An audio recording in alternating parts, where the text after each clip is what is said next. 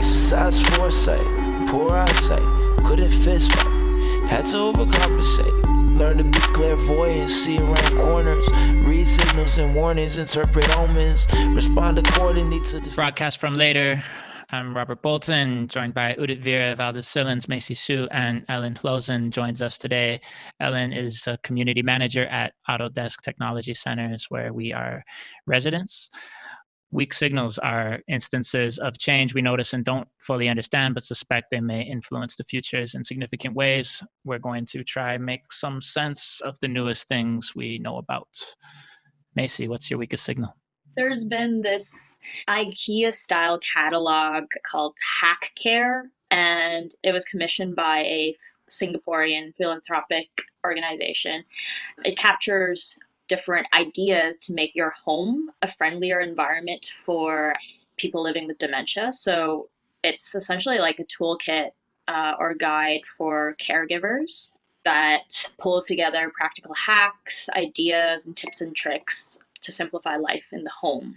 I'm particularly curious about it in terms of them using the language of hacking, but also that it's created like an IKEA catalog, leveraging IKEA furniture, but it's not affiliated with IKEA at all, as well as in the way that it's kind of using the home almost like an interface to play with, and the way that it's broken down the home space into kind of these micro worlds. So different domestic spaces dedicated to rituals or daily habits. And for example, like the chair itself as an anchoring structure to center an elderly person or someone suffering with dementia as its like base in the home. So in terms of just like shaping the living environment into specific micro worlds that's tied to improving the well-being of a person. So I'm interested kind of in the format of it and the way that it talks about home as a space and the way that it plays with the home as a space as an interface.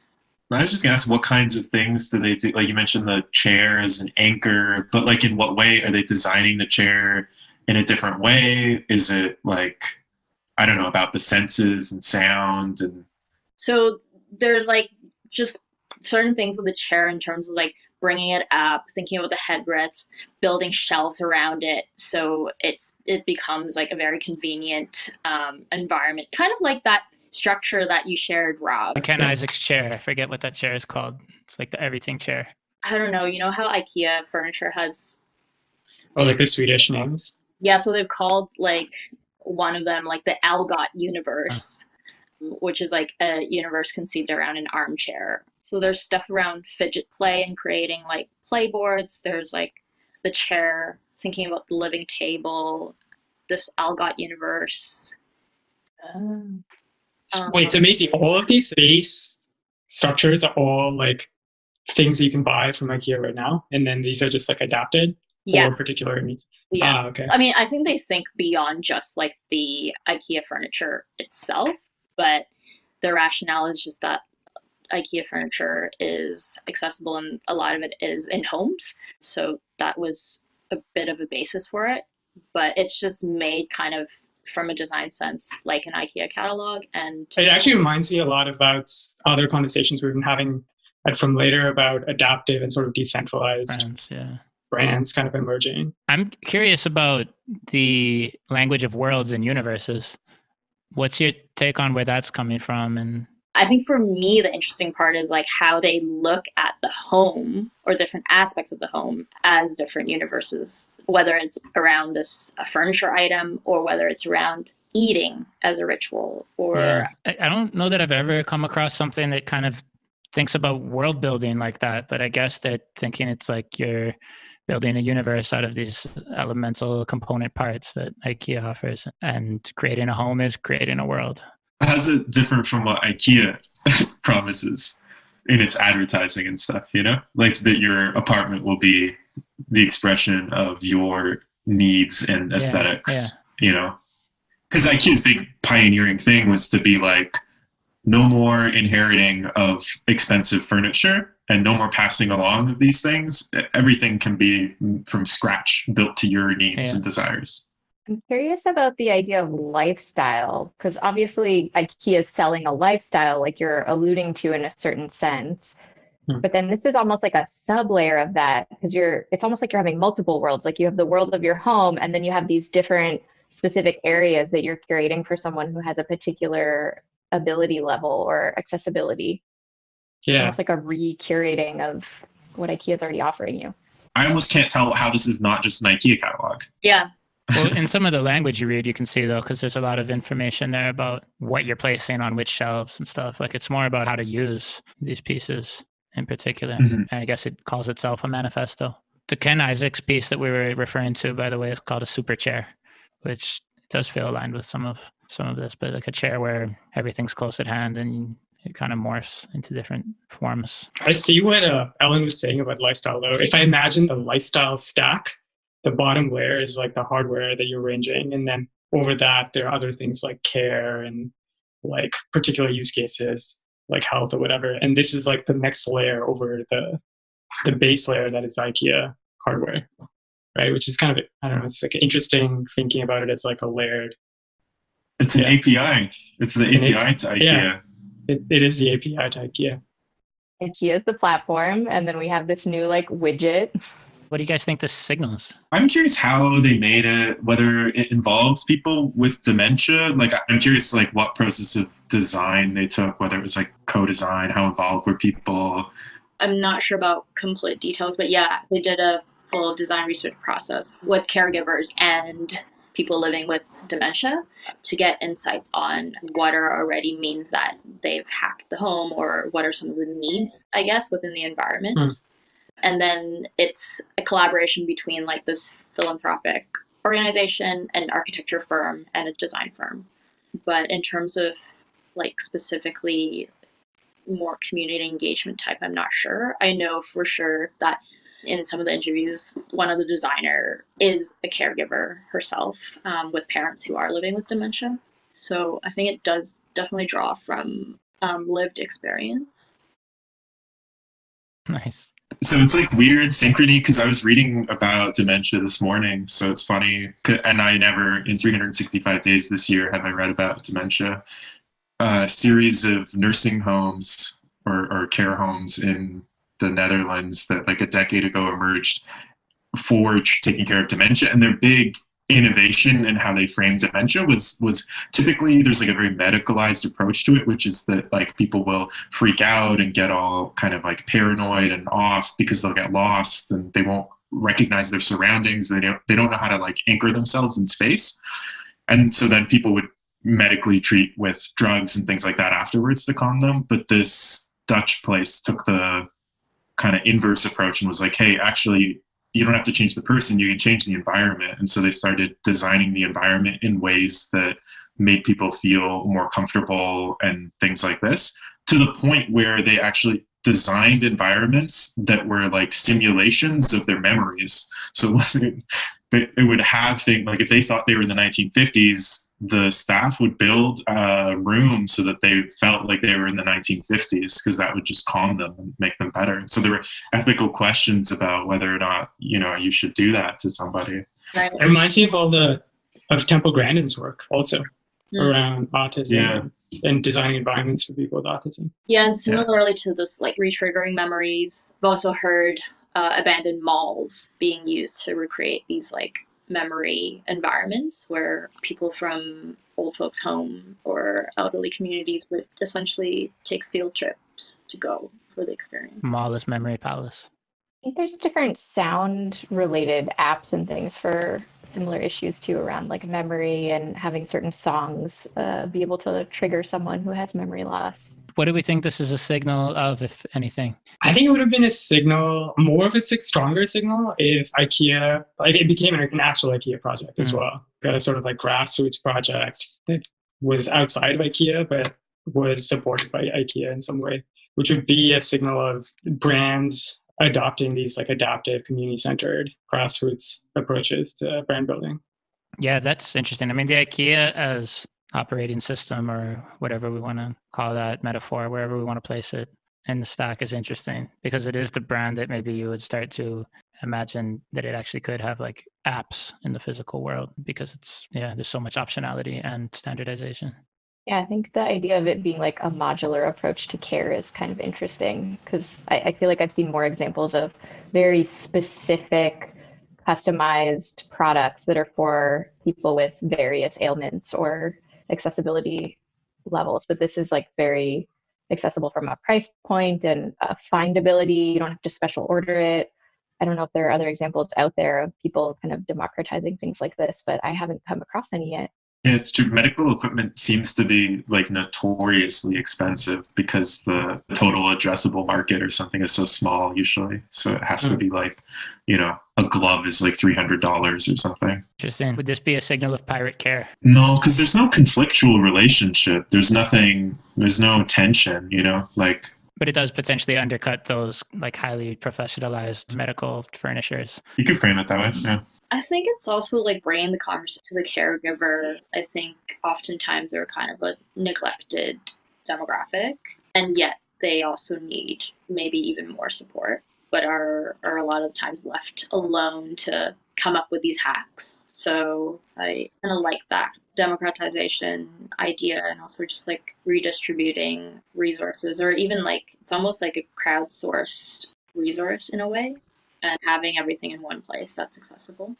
Signal and noise, Valdez? I don't know if there's anything like particularly ambiguous or like new in some sense. I feel like I've like seen a lot of these trends, whatever way we splice it, like around care or crowdsourcing information or the end of the line of like a design fiction approach that uses the IKEA catalog as its base, I feel like I've seen a lot of those. I still think it's interesting, but I don't think I would put it as a signal for like the reason of like, there is some degree of like undercutting the business model of like how we take care of elderly people, where maybe in that regard, there is something a little more uncertain. Ellen, what do you think? I'm on the fence too. There's definitely some newness to it, but I'm still on the fence.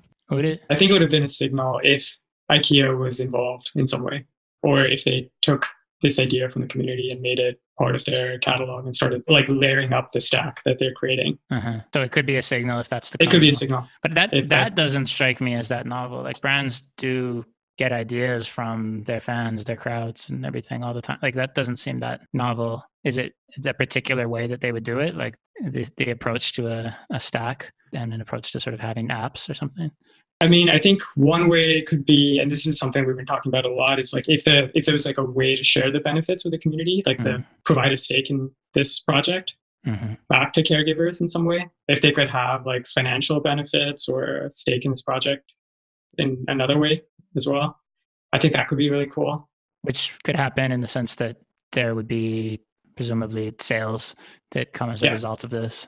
So if those people who design this got a piece of that, Yeah, and I think the thing that's just changed is that it's just more possible to track ownership and like use over through like digital technologies now than has ever been possible before. So you can actually have these sort of decentralized approaches to innovation and community building in a way that wasn't possible before.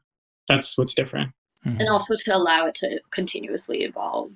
Yeah, I lean to say it's a signal for the same reason Macy did, but if that's right, I think that's interesting. The idea that the focus is on the caregiver rather than recipient and facilitating that. So that's an interesting sort of design space that maybe this is a signal that there's something going on there. Ellen, what's your weakest signal? All right. Well, it has a bit of a backstory behind it, but the cold notes to start us off is essentially that a lacrosse team called the Iroquois Nationals is going to be able to compete in the World Games for lacrosse in 2022 as an independent nation. And in all other sports contexts, there has not been an opportunity for indigenous teams to be considered sovereign and to compete on their own. They would compete under US or Canada or whatever their traditionally recognized sovereign nation would be in that area.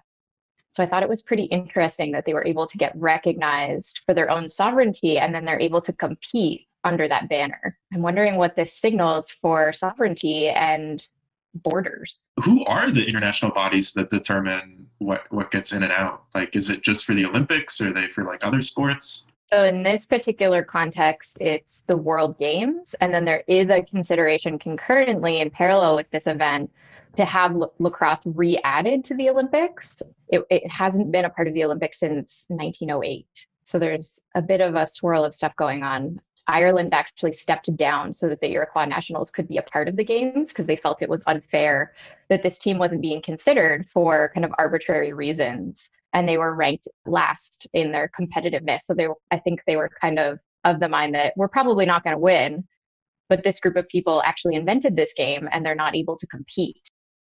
So there's another layer to this, which is, as I was researching it, around the Haudenosaunee passport. So all of the team members of this team have technically a passport, a separate passport that they should be able to travel with. It is not a Canadian or US passport. After 9/11, some of the security restrictions of different international countries changed, and now the Haudenosaunee can no longer travel with that passport. So that was also kind of an interesting piece of the story, because the games that they were wanting to attend were not being held internationally. So there was no need to travel and go through the kind of that complex process, but they were still being excluded from the games. So that's why I was particularly interested in this one, because there's a kind of shift in allyship. It sounds like there wasn't any support coming from these other teams or countries that were participating before. So I'm wondering if that shift in allyship refers to something changing. Mm-hmm. Yeah, I mean, I didn't even know about this, the Haudenosaunee passport. I think that's interesting. No, I would take this conversation to a very different place, which is why I've been hesitant, because I've been reading a lot about self-sovereign identity, which is just in the blockchain space and the tech space. A lot of people have been talking about who gets to own identity and who decides, who manages identity. And if there's a way for people to manage their own identity right now and build applications on top of that, including things like passports and so on. But that's a very particular aspect of this conversation, which is who manages identity and how is that technologically enabled and sort of politically managed as well. Yeah, and I think it's an important aspect of the conversation, though. I mean, from where Helen's bringing the signal in from. Yeah, I wonder if there's some interesting intersections of what's technologically possible now with accommodating, the needs of indigenous communities and so on, as well as these things are changing. Also wondering how a precedent like this might affect things like land disputes, where a group via a treaty potentially has technically ownership in that document, but there isn't a recognition of their sovereignty in other aspects of government that allows them to be allowed to fully exercise that treaty, like 1492 land back lane and all the issues in Caledonia. Seems like sovereignty is a kind of core piece of that. And if this sports team, which is totally different, is being recognized in this way, how does that translate? Does there then become a chain effect of indigenous groups being recognized outside of sovereign nations as they're defined now by the West? It's interesting, the idea of more firmly establishing something or establishing a nation as a nation by virtue of the use of its name. And it's we're a nation. We have a team. It competes in the global stage. We're in the World Games. It's kind of. I think it was the last Olympics, right? It was kind of interesting where the North and South Korea competed as one, which is as the United Koreas or whatever. That's kind of an interesting situation as well. I can think of a lot of politicization of sports that has happened over the 20th century, but not at the level of nations. At the level of groups within them and things like that. I think it could be a venue. It's a way for maybe some states to start garnering international attention for the cause, for the movement, for whatever their political goals are, which is a way it has been used, right? Even the hostage crisis and the reason why that happened. So I think it has been used in that way. So I think it will continue to be used in that way too. My first thought is that the fact that it's sports isn't the important part here. It's more the recognition could have come through any other number of cultural activities. And I think maybe it's the rules-based nature of sports that makes it. Sports are so official, and they have officials, and they have all of these rules and regulations involved. And while at the same time, it's sort of, because another level up would be a seat at the United Nations, or, you know what I mean? Or the World Economic Forum or something like that. And sports kind of sits at a certain level that's like symbolically important. Yeah, it does feel like sports kind of govern themselves in a sense. Yeah, like it needs to adhere to a certain like self-governing body. And I just looked up the definition of a sovereign nation just in case that has any bearing over this conversation. And what I'm seeing right off the bat is that a sovereign nation is a nation that has one centralized government that has the power to govern a specific geographic area. So that's pretty broad definition. Sports have also been like the venue for talking about other sort of social issues and cultural civil liberties and so on, right? Like trans rights and sports have like this interesting intersection as well. The only music competition I can think of, which I imagine something like this can happen in, is Eurovision, because I think that's also so rules-based and people get so hung up about their teams in a way that I think only happens in sports. And it's also very like nations-based. Yeah, nations-based, exactly. That has a bearing on people's alliances and, with the Olympics and stuff, it can lend itself to become a venue for pushing like positive change. Yeah, I guess it's more camaraderie where camaraderie? Yeah, like where there is like a certain sportsmanship and there's a certain respect and it's also very performative. Like, is this a way of demonstrating something that we want to make a reality through the performance of sports? Maybe they're not thinking that deeply about this decision, but it makes me think of like the way that the host countries become like vanity projects for the nation to like demonstrate its prowess and stuff like that, like Sochi in Russia. So what do we think, signal or noise, Macy? I would like to hope that it is a signal for using these world stage of sports as a venue to enact positive social change. I'll leave it at that.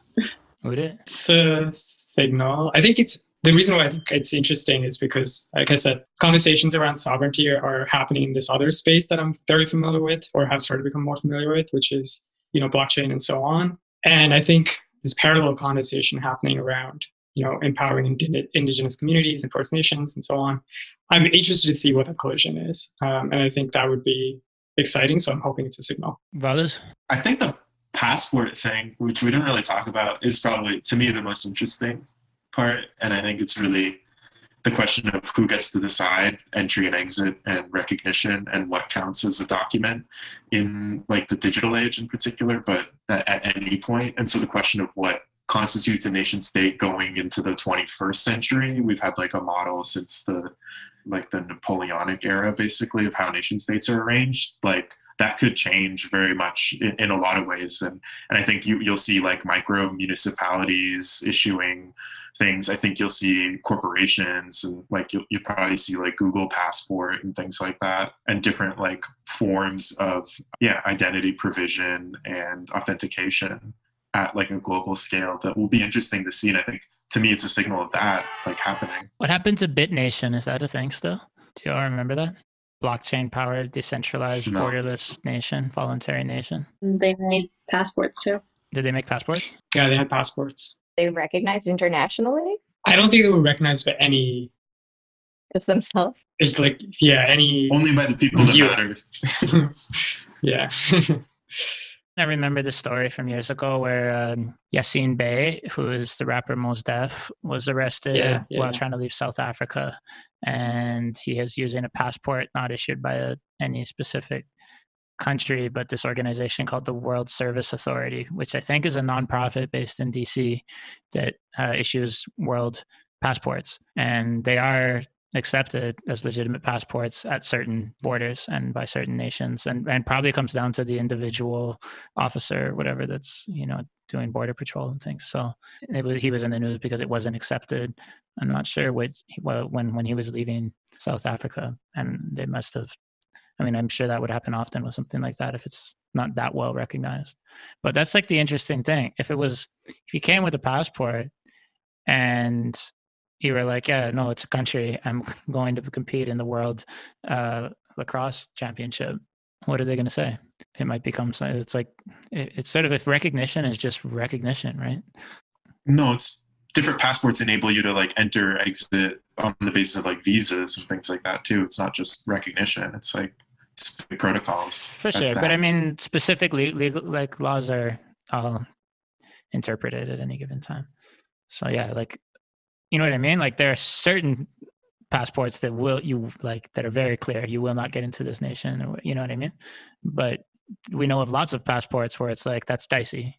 Lots of situations like that when crossing borders.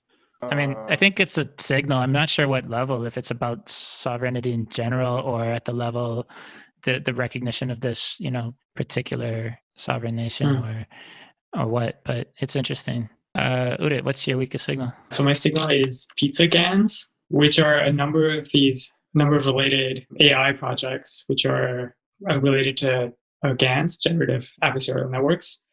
And these are all projects which are attempting to create fake pizza images. There's a project at MIT that was, I think, one of the original ones, and now there's a project with Rutgers as well. And I'm interested in these projects for a few reasons. The first one is thinking about how generating fake pizza images is becoming sort of like the standard reference for a particular type of discipline. And the reason why is because building pizzas turns out to be a pretty good analogy for a lot of image generation problems, where you try to create an image that fits multiple labels, right? So the way you can think about it is that each label is an ingredient, and you can generate an image with various combinations of ingredients to see if it matches all these labels. So can we create this image which is of a pizza, which is a pepperoni pizza and a jalapeno pizza and a corn pizza and a mushroom pizza and a cheese pizza, and stack all of these ingredients together, right? So for these multi-label image generation problems, it's a really good analogy. And so it's kind of become this sort of standard reference point for all these different projects working on generating pizza images together.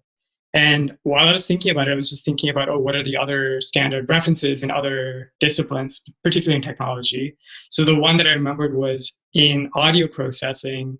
The standard reference is Tom's Diner, which is a song by Suzanne Vega, which is now called the mother of MP3 because the MP3 compression algorithm used this song as like the benchmark for measuring the quality of compression. And then there's the Stanford bunny, which is the standard bunny that they use in 3D modeling. So thinking about standard references for a particular discipline is like an interesting angle for thinking about pizza GANs. The other thing I was thinking about was, what is the potential of using fake photorealistic food for the food industry itself? And the example I was thinking about for that was the use of photorealistic models in window displays in Japan, where they have like these hyper-realistic plastic displays. And I was wondering if there's like a way to use these fake digital pizza images to test out different pizzas with consumers digitally as like the analog for the digital display for these window displays that they have in Japan. And the third aspect of this that I found interesting was thinking about how this GAN data set was generated. So I looked it up, and this GAN data set was created by scraping 500,000 pictures of pizzas from the internet, and was cleaned by Amazon's Mechanical Turk. So it was just a bunch of people, humans, hired to individually go and label these images. So thinking about the distributed labor that goes behind creating these data sets. And the reason why this is kind of becoming a standard is because the amount of work that went into creating this data set, create this perfectly clean data set. So creating a new data set for a new type of standard benchmark for GAN would be quite expensive and cost prohibitive. So it's kind of been entrenched in this discipline to use something like this sort of standard pizza data set, right? So yeah, the three angles that I've been thinking about for this is the standard references, the potential for photorealistic fake food, and thinking about visualizing distributed labor behind these data sets. That's my signal. Maybe I missed this when you were saying it, Udit, but what is the goal of the pizzas? Yeah, the goal is to just test. It's a research team, right? So they're just testing the quality of their image generation software, which is how do we using it to collect data or anything like that? They're just purely no. They're generating new images of pizzas and using that as a way to improve their image generation algorithms. But the thing that I find interesting is that they're using these images of pizzas in particular. And the reason why they're using pizzas is because it happens to work quite well for the type of problem space that they're working in, which is that you have you're generating an image which fits multiple labels. And in this case, the analogy is that the labels correspond to an ingredient. And it's working quite well. Yeah, I mean, I can share It some seems like there's so many ingredients that are invisible, even on an open-faced item like a pizza. Yeah, exactly. So that's the sort of thing that the algorithm needs to figure out. It's like, how are these different ingredients going to kind of work together? Which ones are going to be hidden? Which ones going to like, how are they going to like interfere with each other? But I like that idea of like it leading to like culinary innovation, you know, unexpected ingredient combinations that could become the new pizza hit. Yeah, immediately I was like, oh, I wonder if like any of these pizza companies are looking at this to do A/B testing with consumers. Yeah, they should. For just like new pizza combinations that don't exist, because they can just like generate all the pizza combinations possible and see which ones people. Within the data set, is there like a set of ingredients, like a preset number of ingredients? Of labels? Yeah. But there is definitely going to have to be a preset number of labels. I don't know what the length of the set is. And then obviously they can be combined in various. So what's the signal of it? The Amazon mechanical turk aspect, I think, is like really interesting personally, because I like to think about, you know, what is the labor behind these projects. I think it would be interesting to see over time what would happen to pizza becoming an important part of the lore of like future AI algorithms, and how might that further kind of shape the direction of AI, particularly in this type of AI, which is like an image generation, and also potentially using fakes to sell things. I wonder if it could go into the realms of like other types of food that's more complex. Where are these researchers going with this, though? Like, do they want to apply this to other things after the pizza? Is the pizza a gateway? Like, are they trying to use this for the media and entertainment industry to generate characters eventually? Like, are they trying to scale up to something more complex than pizza? Yeah. The most generic version of this algorithm would be provide a bunch of labels and we'll generate an image that fits all those labels. So right now it's been narrowly focused on pizza, but it could be like generating a scene, for example, in a neighborhood. So generate an image which fits a label of night, which fits a label of suburban, which fits in the label of busy or crowded or something. And then like, yeah.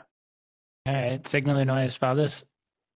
I don't know if I'm convinced by like the 3 roads laid by Udit in terms of leading to a signal. Mamma mia! You have another road to signal? No, I don't think I like the labor behind it. I see that being like a route to kind of like think about, but not being part of the Pizza GAN project. Well, the reason why it's interesting to the Pizza GAN project to me is just that the fact that it's so heavy to create these data sets right now entrenches a particular standard, right? Like this is the data set that is going to be used because the cost of creating a new data set is so high. Like that's a reason why it's interesting. It just kind of creates this path dependency. But that's the case for all of them. The facial detection stuff where they were, you know, when you go into like the conditions of people labeling it, you know, and they're being asked, okay, is this person like angry? Is this person like pissed off? And then when you actually see the drop-down menu, they're like really weird terms that they actually like use to label them because there's like a cultural gap as well. That's part of the... Yeah, no, I agree. It is a part of all of them. But that particular aspect of it isn't a signal of this particular type of GAN. It's just a problem in machine learning in general, which is that the cost of creating these data sets is very high. Mm-hmm. Interested to hear like what their learnings might be, or like where they might have faltered, or where that definition of the data sets might have missed something. Are there any ways that they have like pizza? Probably. I mean, part of it is actually what Valdez said also, right? Is that there's a reason why pizza can be assembly lined. Is because the ingredients are so discrete and they're just layered, right? Like you can just pick them apart. And because ingredients are so discrete, that is the reason why it can be labeled so easily. So then like as this, you know, this model is being further used in more complex ways, what's going to happen? Or, you know, can it be translated? Yeah, I'm interested in like the very long-term effects of what this is in terms of, I would even just say like what a project like this can mean for the visual definition of a word, of pizza in this case, but of anything. And does it have a reinforcing force that sort of limits what counts as pizza over time, and how it constructs aesthetics and how it shapes the cultural imagination in 50 years from now. Is there anything to that question? I'm not. I mean, that's kind of the reason why I brought up the standard references, exactly. right? Like, actually, I would be interested to know if, like, the Stanford Bunny, for example, has like influenced culture beyond just 3D modeling in some way, for example. For sure. And I bet there's so many things like this. There's conventions that you're taught as children about how to draw things. That's kind of the same idea, I would say. It's like a 3D model that's just like so standardized that it's what you use. Yeah. There's emojis, there's all these like this visual culture that just becomes established. And then of course through branding, there's the image that we associate with Santa Claus and like mainly being reinforced, like maybe I think produced and reinforced and everyone's imagination by Coca-Cola, potentially to be more impactful, I think, or, for a whole category, like, and probably broader than any of those. Like those are all very specific. Like this is when you see something, the angle you see, the like stance it's in, but in this case, like, for example, these pizzas, it's like, if you show it the side view of a pizza or something, of a deep dish pizza where I just have no idea what's going on. It's like a meltdown. Yeah, what's going to happen is this going to be like focusing on a very particular New York style pizza because that's all what these images are. And like, this is basically all top view, right? Bird's eye view pizza. Erasure of like Detroit style pizza, which is square, or Sicilian style pizza, which is also baked in pans, right? Which are very square pans, which are very different looking. They don't look like traditional New York style pizzas at all. Yeah, no, there's something interesting there. I'm kind of interested in this future. I can now imagine where designers are just typing in a word and that's all they need to do. Like they don't need to start from scratch. They have this great tool they can use where they can just type in a word. But then to your earlier points, that really limits potentially the types of images that we have. But that would be an interesting or weird future where we have this tool where we don't need to start off with an image. We start off with a word and then the images come second in the way that we design. Yeah, some really interesting GPT-3 examples where people are just typing in the words and generating all these like interesting like website layouts, for example, and like prose images as well. Alan, what do you think? Is it a signal or some noise? Feels kind of signally to me. Do these data sets come in different languages? Like spoken languages or? Yeah, with the labeling. I guess that's like... Oh, can the labels be translated? I mean, I don't know if they are translated right now, but I think that would be fairly trivial to do because it's just like, if you know because the labels are so discrete, right? Like if you knew the one-to-one for another language, you could just translate it like pretty easily. Translate happiness, sadness. You can't do that. No. I'm talking about pizzas. We're talking about pizzas here. That's why I think it's a limiting model to use pizza. Juicy. I take your point about this. Yeah, what's interesting with these generative algorithms, so is that you can see variations, right? There's an interesting conversation to have about, well, maybe we won't need as much standardization because we can test things out with all the possible variations in the future through generating new test cases. Do you see what I mean about this? Like, it's easier to me to think of like emotions and not like pizzas, but it's like if you have some GAN that's building like happy faces, and it's trained on, it's going to be limited, constrained by the average of all the inputs that it's taken, wherever that data set is taken. Yeah, of course. And it'll be biased towards like Instagram face or something like that, because that's where all the photos will come from, or like of, the 2010s or whatever. But I take your point that generative design in general might be able to create like specific forms much more easily, more like adapted forms more easily. Anyone else have a take on whether it's a signal or noise? Yeah, I mean, I think it's just everything that we've said. I'm also interested in like long-term use of this kind of model, and as well in thinking about what are the biases and where are the gaps beyond just pizza. Feelings when you eat pizza, other descriptive words, and how language ties into the labeling. Yeah, I need to learn more. The whole conversation has made me think of how pizza, like IKEA, is a great distributed brand, but far truer of a distributed brand than IKEA, with its own set of cultural associations and so on. Valdis, What's your weakest signal? In France, basically, since the Gilets jaunes like protests, like 2 or 3, 4 years ago, the Yellow Vest protests that were like triggered by fuel price hikes on the part of Macron's government, there's been a lot of like turmoil in France as to how democratic procedures like will be played out. And so Macron at the time instituted these like public policy sessions where members of the public were supposed to come and speak to the government about their concerns and blah, blah, blah. But they were like just dominated by rich sort of media people, like people who would be on the media anyways, making these claims. And so they just weren't very effective. And so there's been this shift in the last like 2 years, but it's part of a longer process where they've started using citizen assemblies. It's like a jury. A jury is the only place where we also have this, where they use a mechanism of sortition, meaning that you're selected by lottery.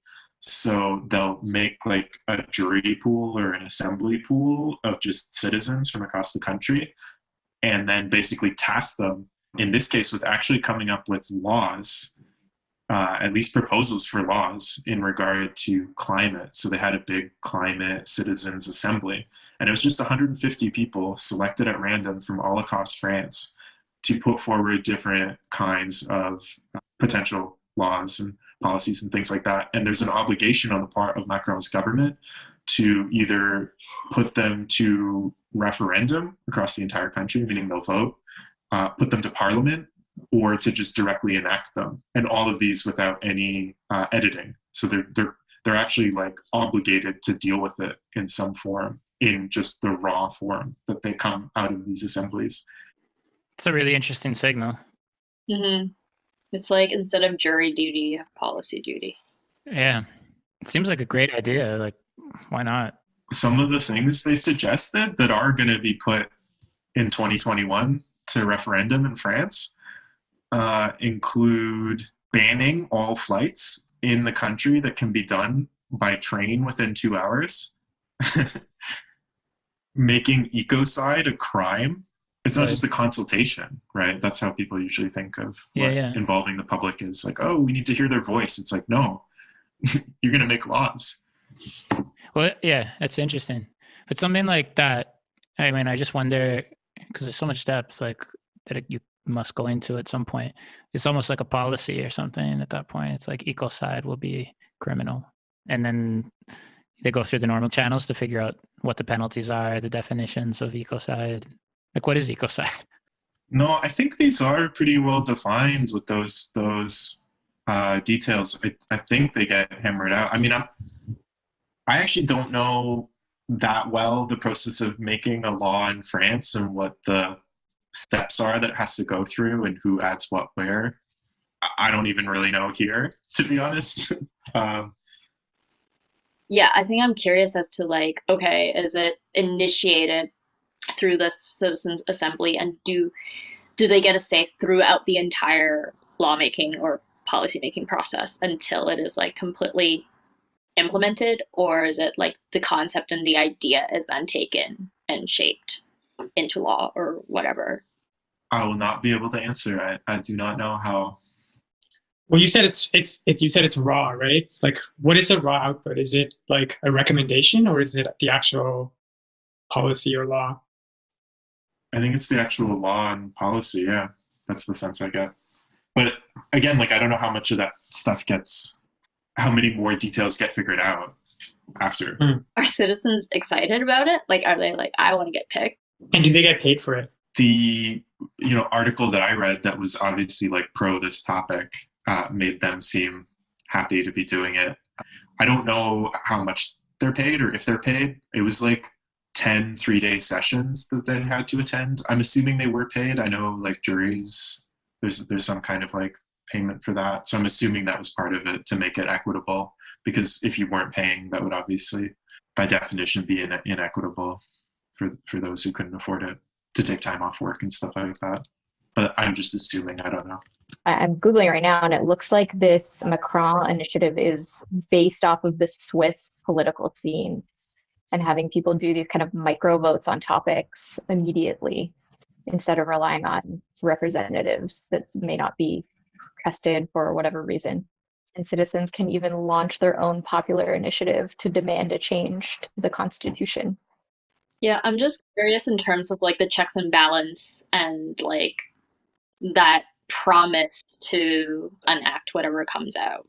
And I'm wondering like between, kind of the Swiss model and like in France or like in other countries, how can it be adapted to different like cultural contexts? I don't know much about the Swiss model, but my understanding is that it's quite limited geographically, right? Like each like small municipality or geographic region only has influence on their own locality. And then I guess there's like a way to take that up to the national level as well. For this other kind of stream, there's the referendum, and then there's the popular initiative where any voting citizen can put forward an issue. You only need a group of 7 citizens to work as an initiative committee. It's a pretty small group. I could imagine that being a little bit chaotic, given the number of issues you could bring to the table with such a limited amount of people. Like, how would this go down in the US? But that's Swiss, right? Yeah, that's still Switzerland. They're like radically decentralized. They have a really weird model, from what I understand. I think that's what Udo was referencing. Where it's like very decentralized. It's very contained within like the canton or whatever the regions are called. And so like 7 people is maybe actually like 10% of that region or something. The way I see it as a signal is just like that, when we use the word democracy, we assume it means this one model that involves like voting every 4 years, right? With like a bit of public consultation in the meantime. And we tie it so tightly to the notion of voting, but it's not what the origin of the term democracy meant. And also, like, funnily enough, like the founders of American democracy were like incredibly skeptical of the word democracy. They thought it was something to be guarded against as opposed to encouraged.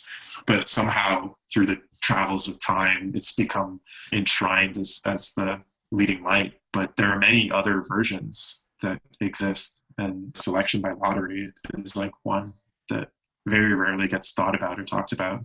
Yeah, the lottery side is pretty interesting. Also interesting from a speed point of view to me. Like, does this mean that we're able to create policies more responsively and quickly? So the kind of gap that we have around policies that relate to digital media, like, would we be able to catch up more if we were using this model to help govern things that move more quickly, like technology? Yeah. I wonder about just what needs to be agreed upon, what kind of consensus there needs to be around things like definitions. Like, I know with V-Taiwan, there's a sort of, which is the Taiwan Citizen Democracy Group, civic tech group. There's a process that sort of starts with facts, then feelings, then ideas. So converging on what the facts are, then how people feel about them, emotionally, whatever. And then starting to propose like what would be actually policy, what the ideas can be, the solutions, and what the laws would be. I mean, even just getting people on the same page.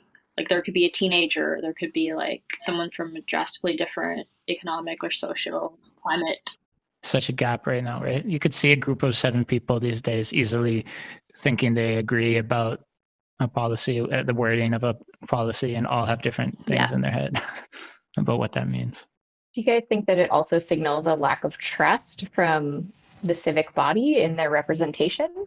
I'm thinking a bit more about the French version and the Swiss version, and instead of having a policymaker who's been doing this for years, drafting up these policies, we're potentially flipping that and having individuals from the collective civic body doing that. Does that signal a lack of trust in who's been creating these policies historically and who we now want to give a chance to create these policies for themselves? Yeah. I mean, I think there certainly is that lack of trust, right? Like, who trusts legal language? Well, in this case in particular, the fact that it's coming out after this like Yellow Vest movement, where if it felt like there wasn't a clear consensus direction, it makes sense that there is a lack of trust. Part of the problem, it feels like, is that you're punting this question down to a different level, and you still have like a lot of the same questions, which is like, well, how are decisions made within this assembly too? Does everybody get in sort of equal say? Is it fully kind of one person, one vote? Or like, how is that conversation facilitated? And then I also don't totally buy that like randomness is perfectly random. Like you have to still think about what is representative and like. Mm-hmm. Yeah, I mean, a lot of that though, I think is just comes down to like figuring out the right ways to execute something like that. But this whole thing isn't it about like what's the right way to execute democracy? So it's like, to me, it feels like you punted the question down to a different level. Like, to me, where I would disagree with you is that what's clearly different here, and you call it punting it down to a different level, and you could also call it mandatory engagement with legislation. That part is interesting. Which in itself, just by having just say everybody participates in this at least once in their life and a maximum of 3 times in their life or something like that, sort of like the most it could come up or whatever. I think that changes the way people start thinking about, talking about, engaging with governance, legislation, politics, everything that has some kind of force over their life from a policy perspective. Yeah, I just like that it kind of opens up that black box of whole legislative system, policy making in general, all the like legal language. Yeah, I agree with that for sure. It seems like if we wanted to sit here and think about all the ways it could go wrong, I could come up with so many. But in general, I would say it feels like a good idea at any level. Punt it up, punt it down, punt it any which way, and you can, there's lots of ways for these things to go wrong. Yeah, I guess depending on which country this is happening in, I know we're talking about France, but it could lend a nice added diversity angle of like our elected officials kind of not representing that diversity in a population, and would a model like this enable more people of diverse backgrounds or genders or age brackets to participate, and socioeconomic backgrounds in a way that they can't now. There won't be a perfect way of doing it, but I like that they are thinking about it this way. You still have to answer the question, how is this group facilitated? How are they working together to put forward an idea that is their idea, right? And there's some decision to be made about, well, is everybody in this group of 150 or whatever it is? Like, how are they making these decisions? Mm-hmm, mm-hmm. We have to find ways to maintain that. Although it's funny, the first thing I wrote down as my scribbles here was coffee shop laws. And when I heard this described, and for some reason, I just imagined like people in like French cafes, like sitting around, in the afternoon, like talking about what laws should be. And like thinking about it that simply, it was attractive to me. Yeah.